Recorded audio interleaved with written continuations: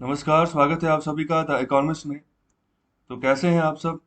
आशा करता हूं कि आप सब बढ़िया हैं। तो चलिए शुरुआत करते हैं एक कोट के साथ। Learning gives creativity, creativity leads to thinking, thinking provides knowledge, knowledge makes you great. तो एपीजे अब्दुल कलाम जी के द्वारा ये बातें कही गई हैं। तो सीखना, जो सीखने की आदत है वो आपको कहाँ तक लेकर जा सकती है। तो उनका खुद का एक्सपीरियंस है। तो वो भी रामेश्वरम से आते थे, एक गरीब फैमिली में वो पैदा हुए और भारत में उसको मिसाइल उनको जो है मिसाइल मैन के नाम से जाना जाता है। तो इनकी अच्छी खासी रिसर्च थी। ओके, तो जिसके कारण भारत की इकोनॉमी को फायदा हुआ, भारत की जो डिफेंस है और वो और ज्यादा सशक्त हुई।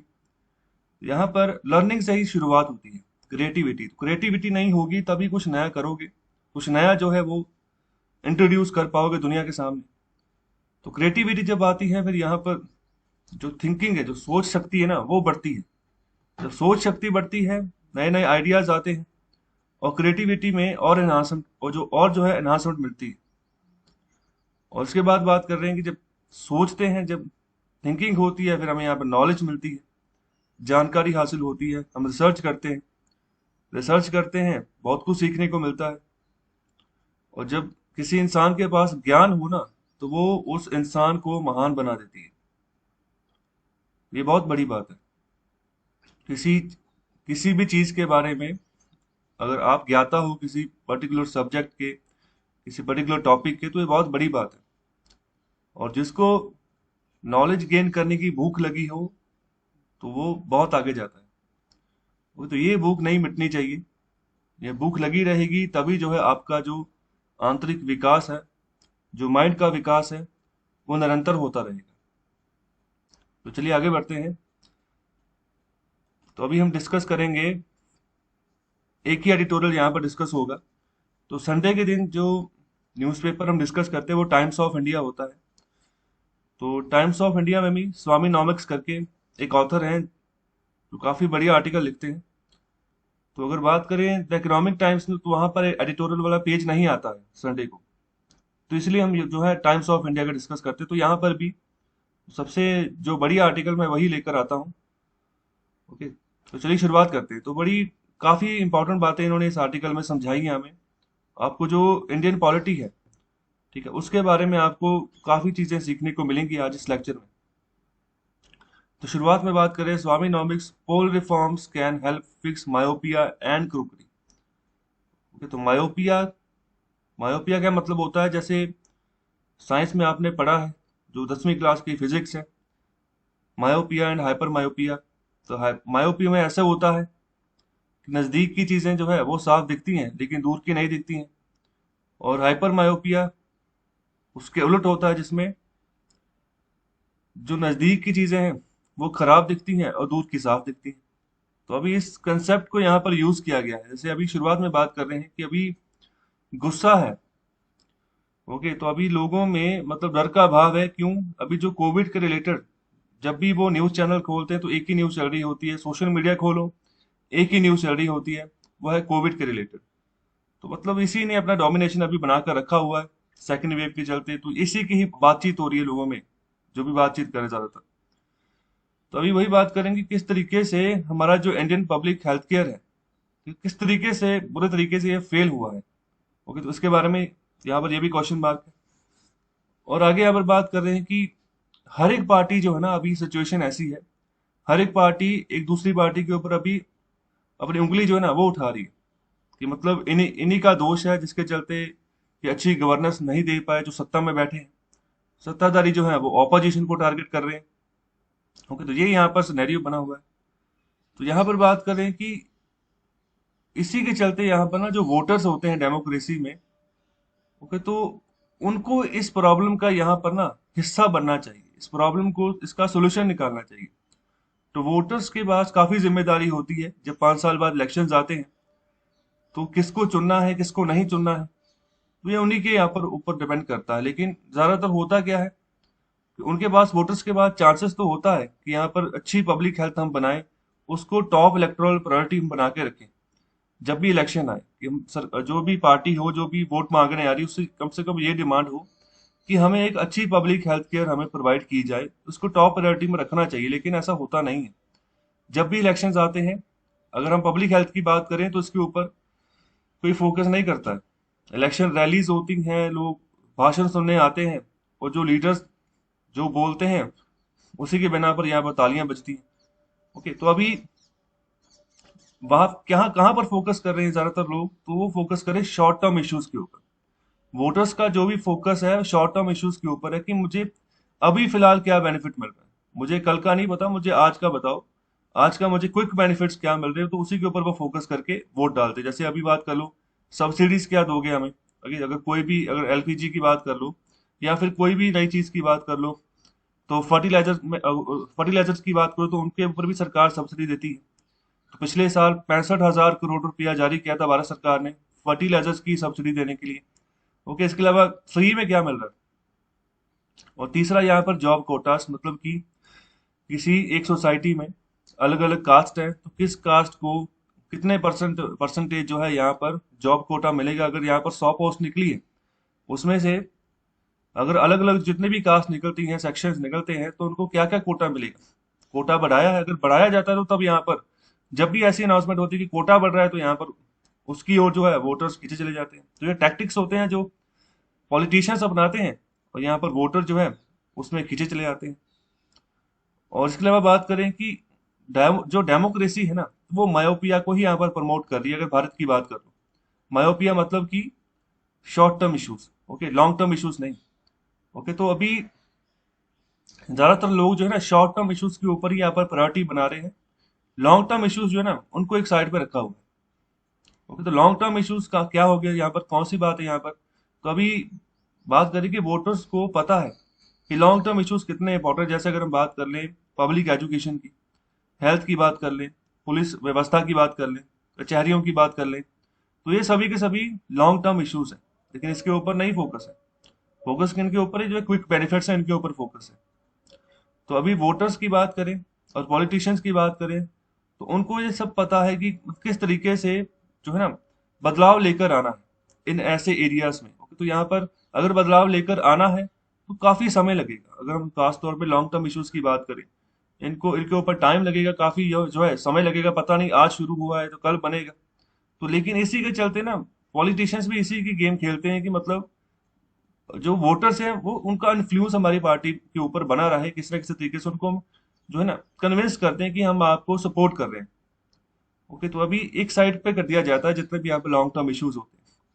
और यहाँ पर जो भी जिस तरीके से रफ्तार आगे बढ़नी चाहिए, ओके, तो उनको आगे बढ़ने ही नहीं दिया जाता, तो रास्ते में उसको यहाँ पर नाकाम कर दिया जाता है अगर लॉन्ग टर्म इश्यूज की हम बात करें। क्योंकि क्योंकि जो पब्लिक का इंटरेस्ट होता है ना, पॉलिटिशियन सिर्फ उसी हिसाब से यहाँ पर डिसीजन लेते हैं। तो ज्यादातर ऐसा होता है कि सिनेरियो ऐसा बना होता है कि वोटर्स क्रिटिसाइज करते हैं गवर्नमेंट्स को, गवर्नमेंट अच्छा काम नहीं कर रही है। लेकिन एक्चुअल में सिचुएशन ऐसा है कि गवर्नमेंट वही काम कर रही होती है ज्यादातर जिस गवर्नमेंट को डर होता है कि मेरा वोट बैंक ना छिन जाए, तो वो जो लोग चाह रहे होते हैं। ओके, तो उन्हीं के तरह ही जो जिस तरीके से भी लोग चाहेंगे उसी तरीके से गवर्नमेंट आगे काम करती है। तो ओके, तो आगे यहाँ पर बात कर रहे हैं कि इश्यूज जो यहाँ पर अभी इंपॉर्टेंट जो नजर आ रहे हैं। ओके, तो यहाँ पर जो शॉर्ट टर्म वन है ना वो इतने यहाँ पर जरूरी नहीं। ओके, तो यहाँ पर पॉलिटिकल जितने भी कॉन्टेस्ट होते हैं, तो मायोपिया जो है ना उसने यहाँ पर लॉन्ग साइटेडनेस को अभी बीट कर दिया है। तो अभी मायोपिया वही है, जो शॉर्ट टर्म वन के जो यहाँ पर गोल्स होते हैं ना, जो मतलब डिमांड्स होती है वोटर्स की। अभी सभी इलेक्शन जहाँ पर जिस मर्जी राज्य में इलेक्शन हो जाए, तो सभी जगह पर यहाँ पर क्विक बेनिफिट्स ही लोगों को चाहिए। उनको कुछ भी लेना देना नहीं है कि लॉन्ग टर्म यहाँ पर गोल क्या है। जब सरकारें बन जाती हैं, उसके बाद यहाँ पर क्रिटिसिज्म होता है कि आपने हॉस्पिटल्स नहीं बनाए, आपने स्कूल्स बंद कर दिए। ओके, तो अभी देखो पिछले सालों की बात है, महाराष्ट्र की सरकार बीजेपी की गवर्नमेंट थी उस समय, तो 800 के ज्यादा यहाँ पर सरकारी स्कूलों को बंद किया गया। पंजाब में भी बंद किया गया, और भी बहुत सारे राज्य थे जहां पर, आंध्र प्रदेश की बात कर लो, तो वहां पर भी बहुत सारे सरकारी स्कूलों को बंद किया गया।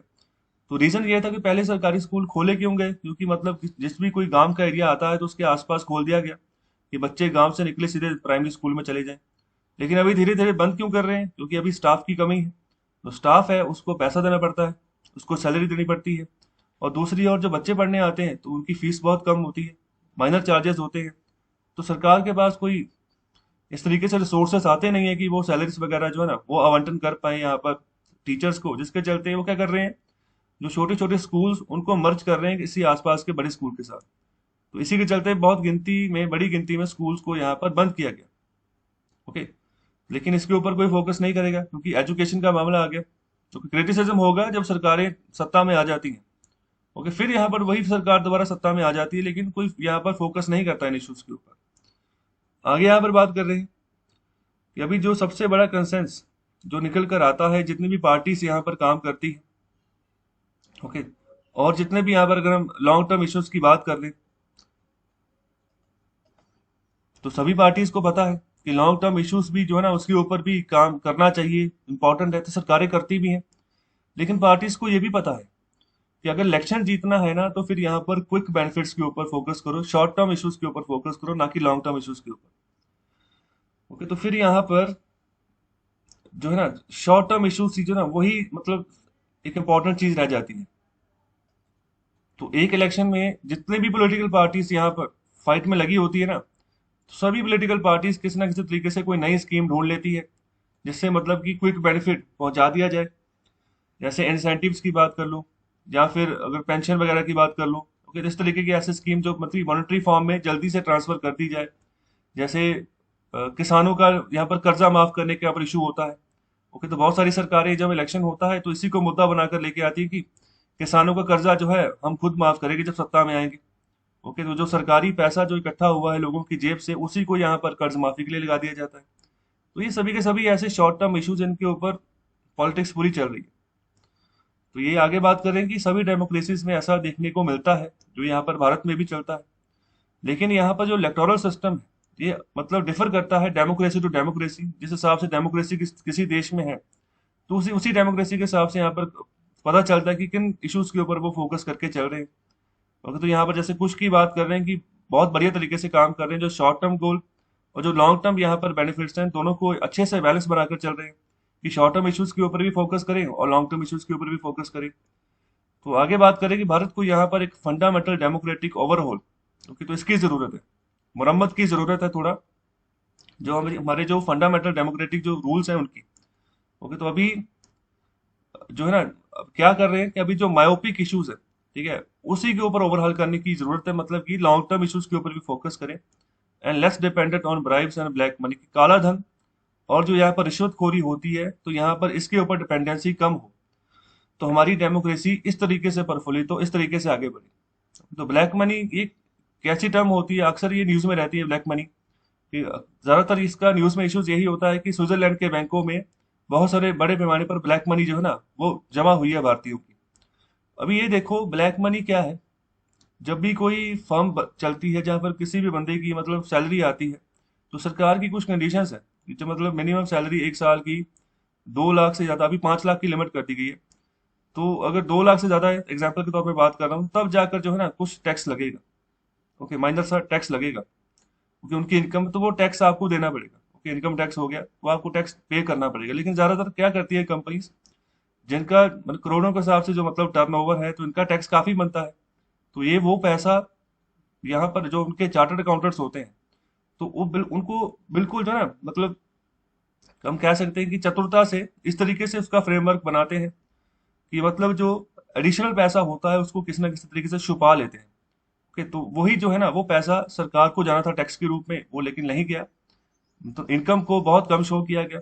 ओके, जिसके चलते टैक्स की इनकम बहुत कम कम बनी, और वो पैसा जितना भी सरकार के पास गया बहुत कम गया जितना जाना चाहिए था। जो बाकी का पैसा बचा उसको हम कहते हैं ब्लैक मनी। तो उसको ज्यादातर तो प्रॉपर्टीज में इन्वेस्ट कर दिया जाता है। ओके, जहाँ फिर अपने बच्चों को ही वो पैसा दे देते हैं कि जाओ जो है ना जाकर फॉरेन में घूम फिर आओ, तो अच्छा पैसा वहां पर जो है इन्वेस्ट करके आ जाओ। तो ये भी यहाँ पर सिचुएशन है भारत में। और फिर बाद में अगर ज्यादा पैसा है, तो फिर स्विट्जरलैंड के बैंक सामने आते हैं। स्विट्जरलैंड के बैंक्स ये कहते हैं कि आप हमारे बैंकों में पैसा जमा करवाइए, आपके रिगार्डिंग कोई भी डिटेल जो है ना हम रिवील नहीं करेंगे। ओके, तो इसी मुद्दे को इशू बनाकर भारत में पॉलिटिक्स होती रही है। ओके, तो जो भी सत्ता में आता है ना, हर बात ये बात कहता है कि स्विट्जरलैंड से जितने भी लोगों का यहाँ पर बैंक अकाउंट है ना, सबकी डिटेल मंगवाएंगे।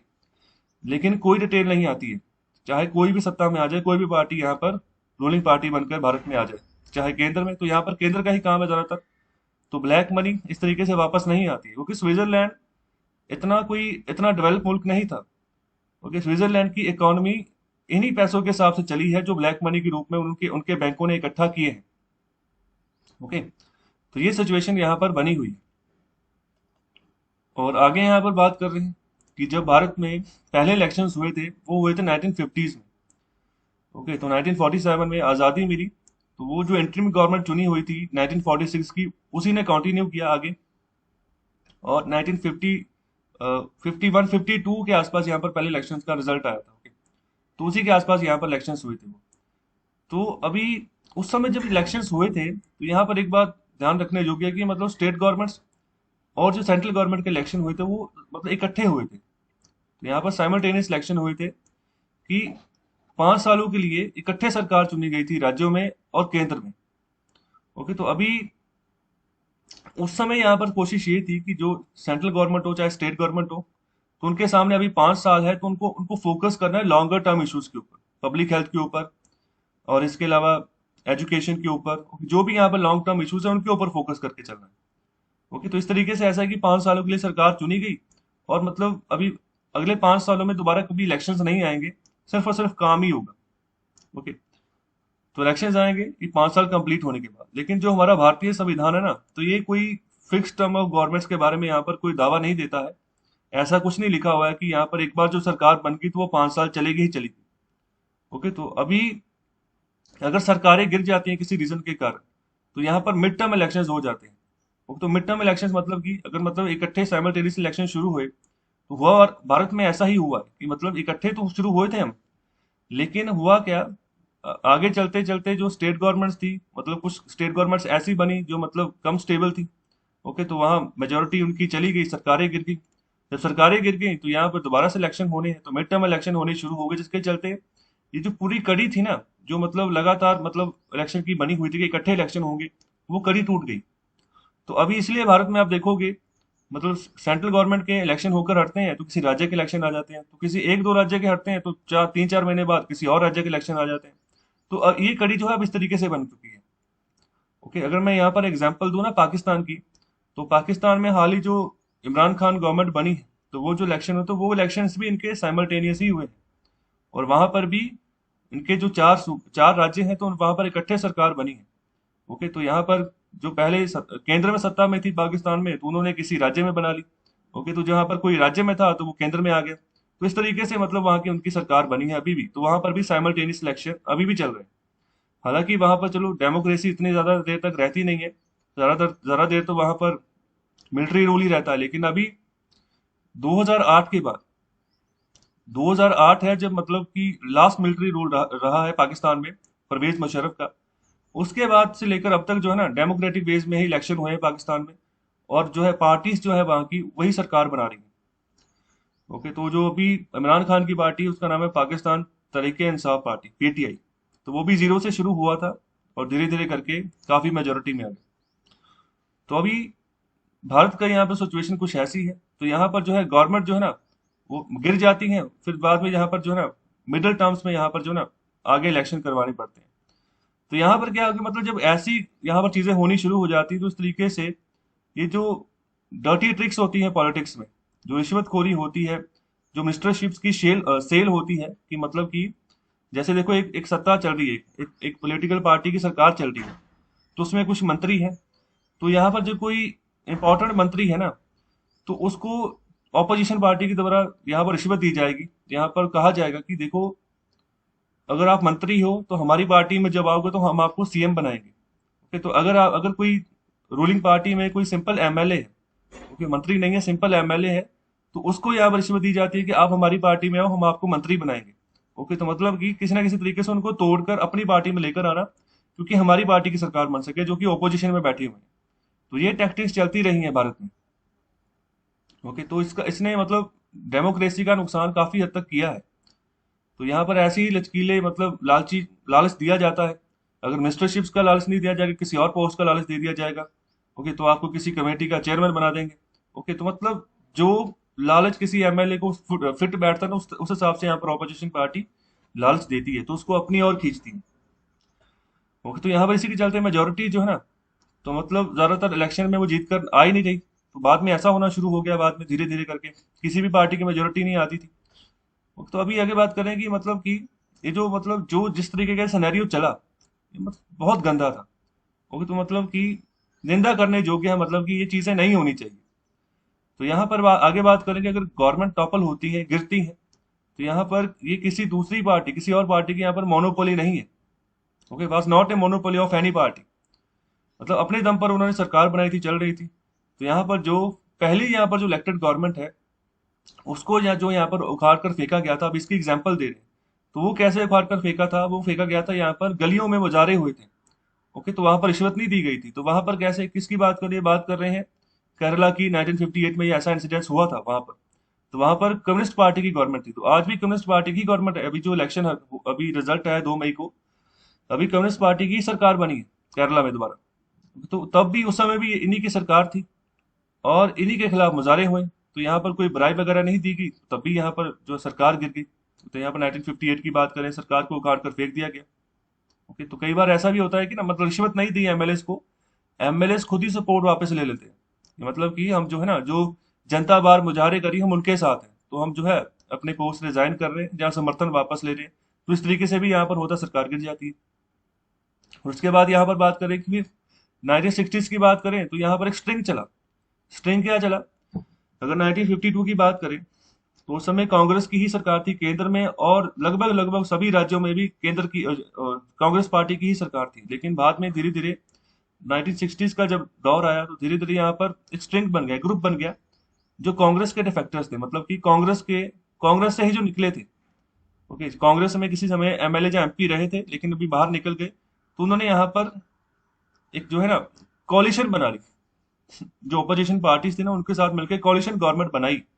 जैसे मैं अगर बात करूं, जो 1977 में गवर्नमेंट बनी थी, तो उससे पहले क्या था, 1975 में इमरजेंसी लगा दी गई इंदिरा गांधी जी के द्वारा।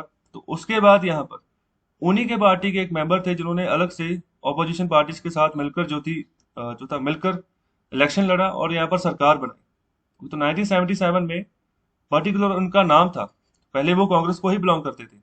उनका क्या नाम था, प्राइम मिनिस्टर बने हैं, तो वो सिर्फ 2 ढाई साल तक ही प्राइम मिनिस्टर रहे। 1980s में दोबारा से इंदिरा गांधी की वापसी जो है ना, वो हो जाती है केंद्र सरकार में। तो उनका क्या नाम था, आंसर करें कमेंट बॉक्स में।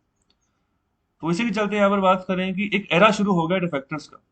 ओके, तो मतलब कि इतना बड़ा बन गया धीरे धीरे कि वो डिसअपेयर कभी हुआ ही नहीं। कि पार्टी अपनी रूलिंग पार्टी में पहले सरकार बना लो, बाद में देखो कि मतलब सरकार को मेजोरिटी इतनी आई नहीं है, सरकार कभी भी गिर सकती है। तो अगर हमें कोई ऑफर आता है, कोई अच्छा ऑफर दे देता है करोड़ों रुपए के हिसाब से, कि इतने पैसे ले लो और अपनी जो है आप हमारी पार्टी में आ जाओ, तो ऐसे चलता रहा। तो अभी इस चीज को रोकना भी बहुत जरूरी था। और इस चीज को रोकने के लिए बहुत सारे यहाँ पर अटेम्प्ट्स किए गए, जो यहाँ पर रूलिंग पार्टी होती थी केंद्र में। तो उन्होंने यहाँ पर नए कुछ कानून लेकर आए कि मतलब ये डिफेक्शन जो है रुकनी चाहिए, ये मतलब डेमोक्रेसी को खराब कर देगी। तो यहाँ पर एक लॉ लेकर आया गया, ये 1985 की बात है। तो 1985 में क्या हुआ कि हमारे भारतीय संविधान जो था, उसमें 52nd अमेंडमेंट की गई। ओके, 52nd अमेंडमेंट, इसको याद रखें, इसके रिगार्डिंग क्वेश्चन पूछा जाता है। 52nd अमेंडमेंट हुई और साथ ही यहाँ पर एक शेड्यूल एंटर किया गया, जिसको कहा गया 10th शेड्यूल। अभी हमारे जो मौजूदा संविधान है भारत का, उसमें कुल मिलाकर 12 शेड्यूल है।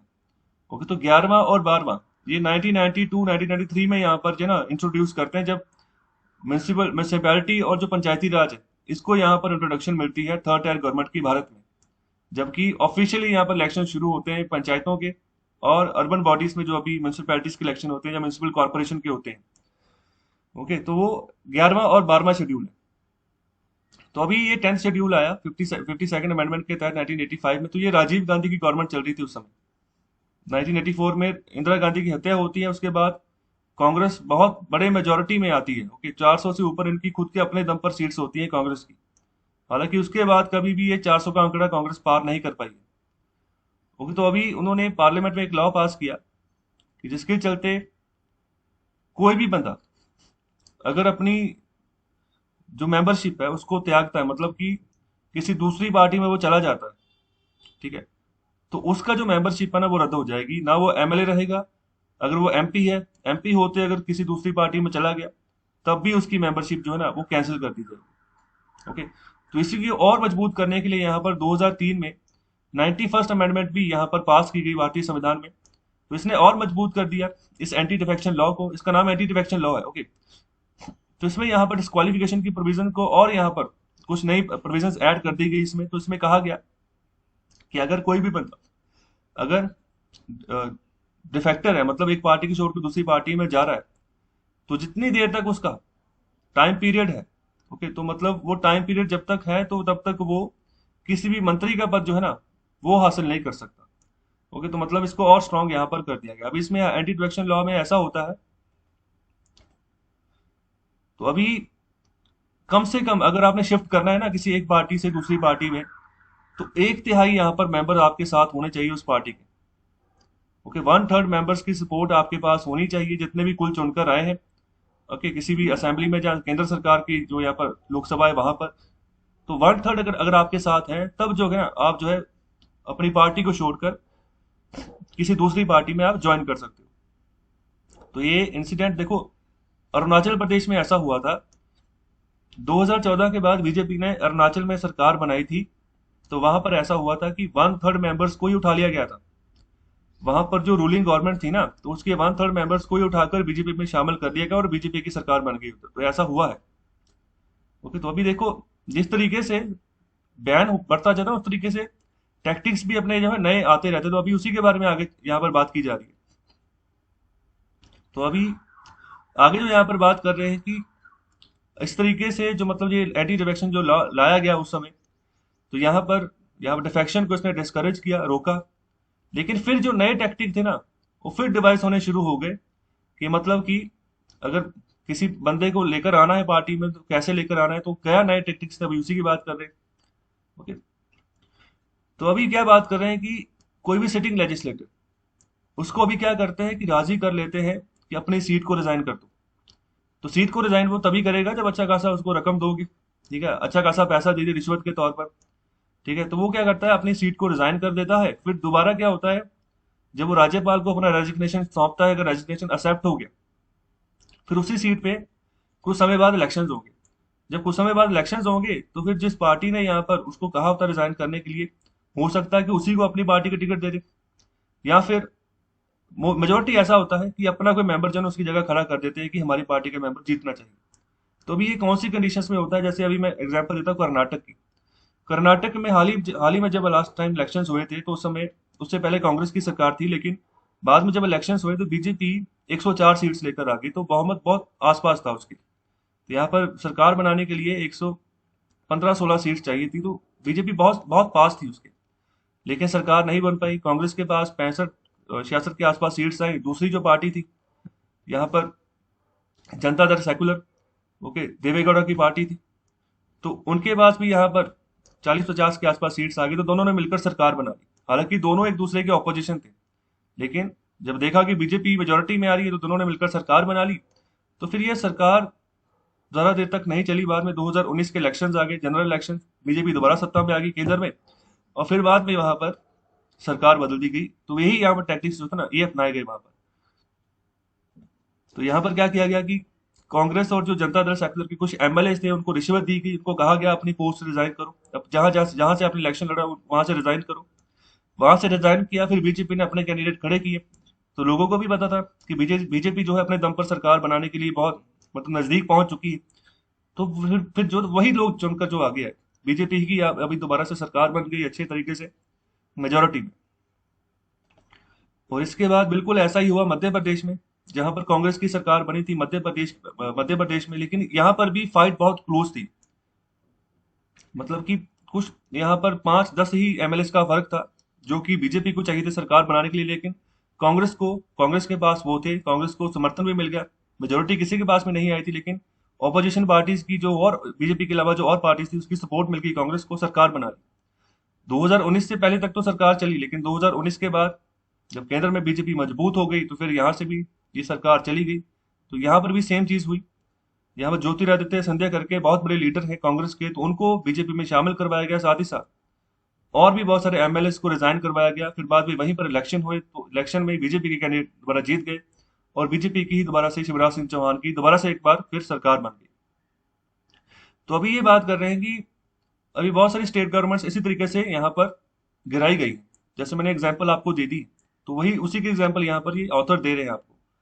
तो ये बहुत ही भयानक यहाँ पर दृश्य है, डेमोक्रेसी को यहाँ पर तोड़ा जा रहा है, जो कि ये सही बात नहीं। और आगे यहाँ पर बात की जा रही है कि अभी भारत में क्या हो रहा है कि इलेक्शंस की अगर बात करें तो यहाँ पर हर कुछ महीने बाद जो है इलेक्शंस आ जाते हैं। जैसे अभी दिसंबर नवंबर 2020 में बिहार के इलेक्शंस होकर हटे हैं, तो अभी देखो मार्च अप्रैल में ये पूरा जो है ना, एक महीना अप्रैल में पूरा इलेक्शन ही चले। यहाँ पर 4 राज्यों में इलेक्शन हुए, तो एक यूटी में इलेक्शन हुए, तो यहाँ पर कुछ ही महीनों में इलेक्शंस आ गए किसी और स्टेट के। तो यहाँ पर ये बात की जा रही है।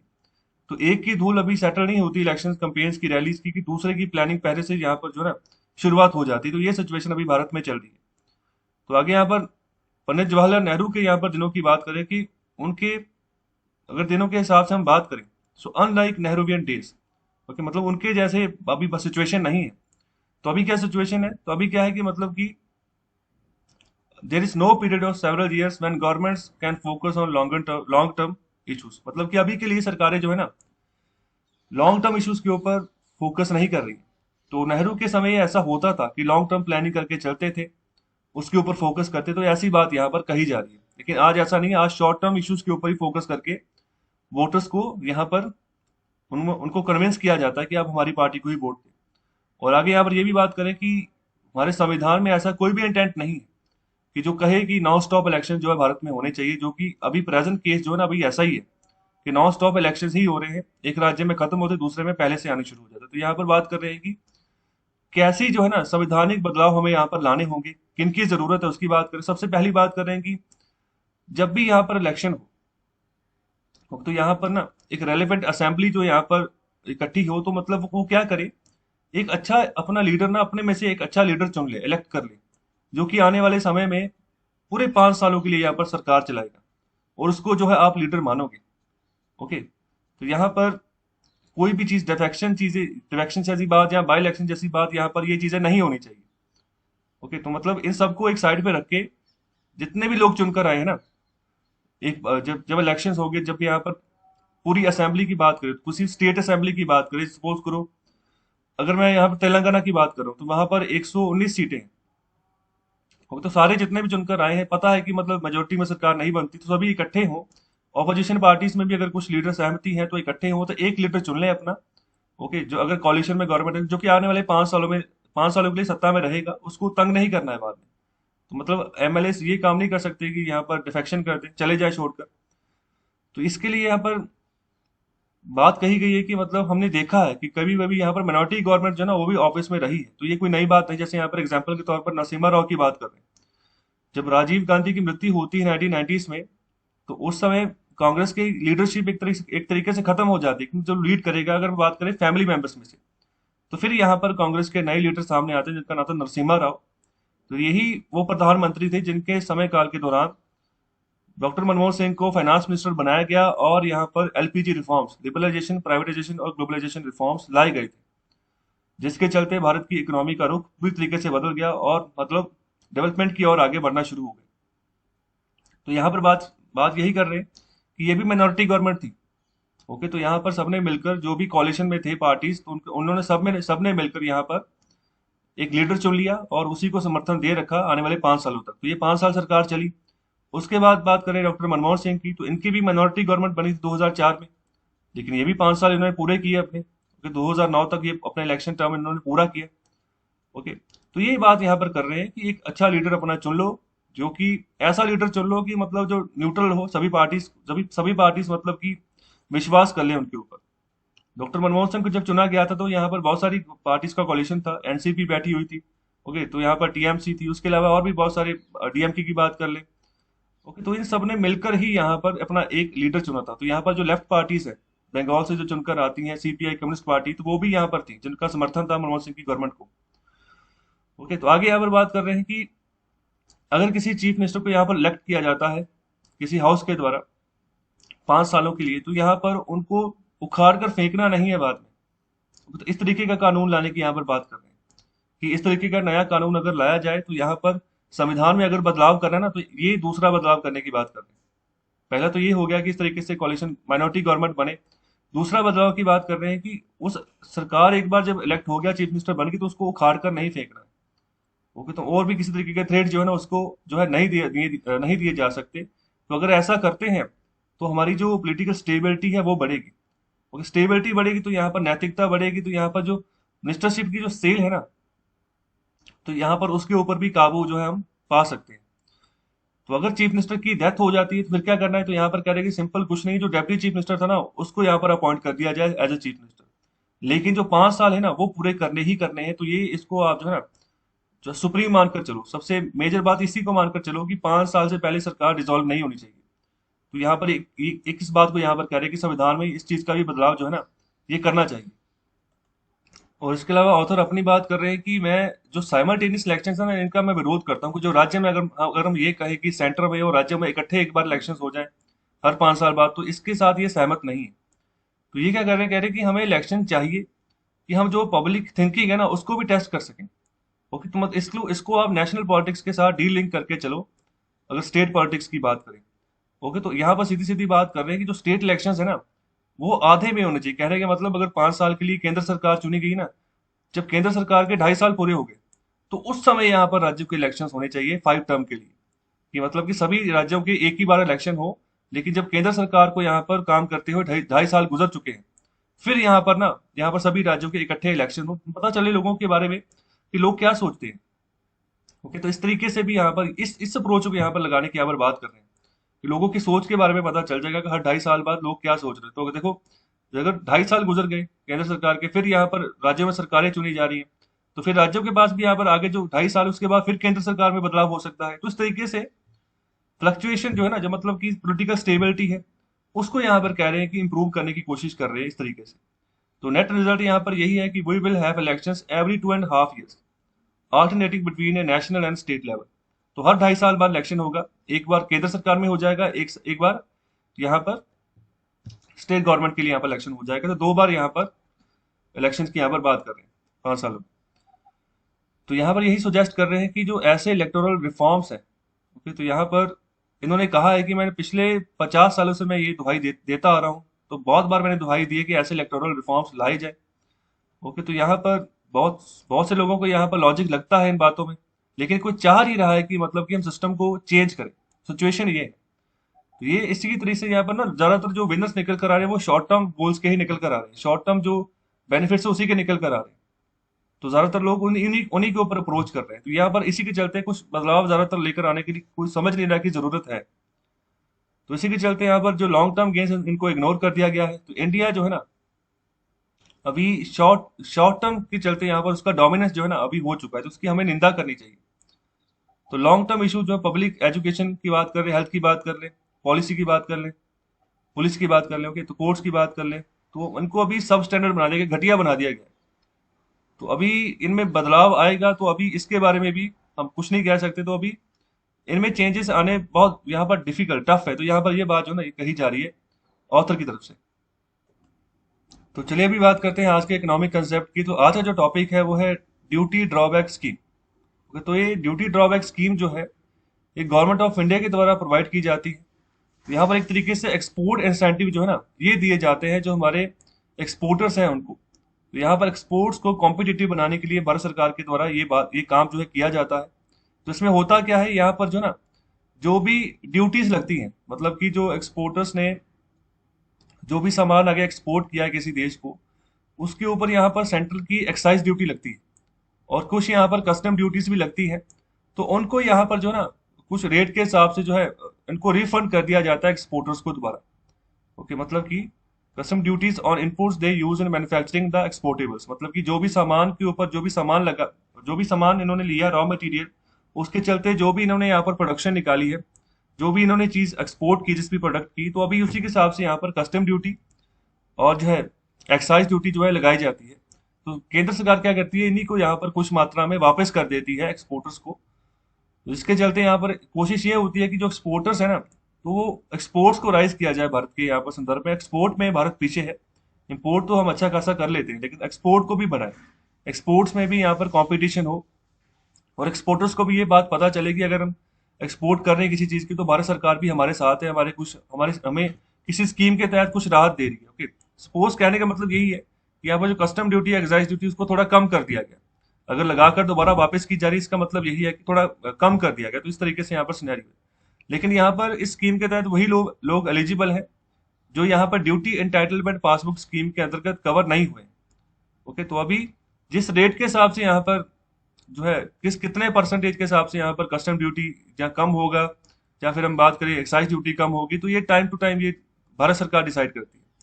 अगर हम बात करें ड्यूटी एंटाइटलमेंट पासबुक स्कीम के बारे में, तो इसके ऊपर हम कल जो है ना इसी टॉपिक के ऊपर बात करेंगे, इकोनॉमिक कंसेप्ट के ऊपर। तो कैसा लगा आपको लेक्चर? अपनी फीडबैक जरूर दें, लाइक करें इस लेक्चर को, ज्यादा से ज्यादा शेयर करें, सब्सक्राइब करिए चैनल को। बहुत बहुत शुक्रिया, धन्यवाद।